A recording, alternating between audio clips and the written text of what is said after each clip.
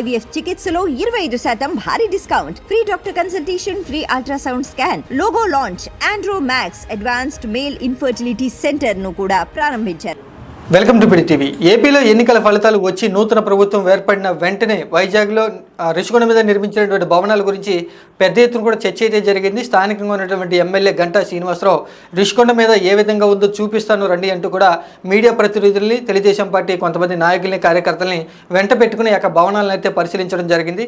గతంలో YCP party ప్రభుత్వం అధికారంలో ఉన్నప్పుడు రిషికొండ మీద నిర్మించినటువంటి భవనాలకు సంబంధించి ఏ ఒక్క చిన్న ఫోటో కూడా బాహ్య ప్రపంచానికి అయితే చూపించలేదు. కానీ ఎప్పుడైతే ఎన్నికల ఫలితాల్లో అధికారం వైసీపీ పార్టీ కోల్పోయి నూతన ప్రభుత్వం ఏర్పడిందో, ముఖ్యమంత్రికి నారా చంద్రబాబు నాయుడు బాధ్యతలు చేపట్టారో, ఆ వెంటనే కూడా గంటా శ్రీనివాసరావు పార్టీ నాయకులను వెంట పెట్టుకుని రిషికొండ లోపల రిషికొండ మీద నిర్మించినటువంటి భవనాల లోపల ఈ విధంగా ఉంది అంటూ కూడా ప్రతి ఒక్క గదిని కూడా ఫొటోస్ రూపంలో బయటకు చూపించడం జరిగింది.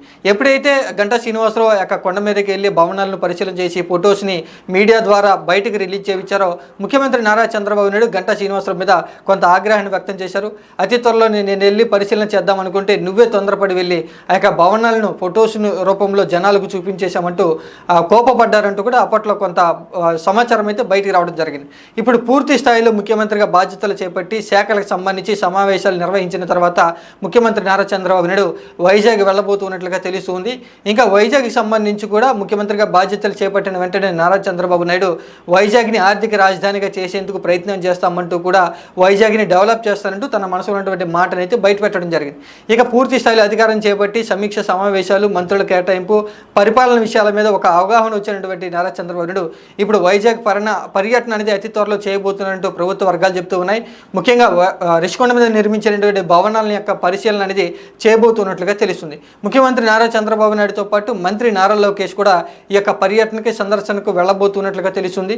ఇంకా డిప్యూటీ సీఎం పవన్ కళ్యాణ్ వెళ్లే అవకాశం ఉందంటూ ప్రభుత్వ వర్గాలు చెప్తూ ఉన్నా కూడా వెళ్లేది లేనిది పవన్ కళ్యాణ్ యొక్క ఆయన షెడ్యూల్ని బట్టి చూస్తారు. ఖచ్చితంగా కనుక చూసుకుంటే కనుక ముఖ్యమంత్రి నారా చంద్రబాబు నాయుడు, మంత్రి నారా లోకేష్ రిషికొండ మీద ఉన్నటువంటి భవనాలను పరిశీలన చేయడానికి అతి త్వరలో వెళ్ళబోతున్నారంటూ ప్రభుత్వ వర్గాలు అయితే చెప్తున్నాయి. ప్రస్తుతానికి కనుక చూసుకుంటే నారా చంద్రబాబు నాయుడు బిజీ షెడ్యూల్ అయితే ఉన్నారు.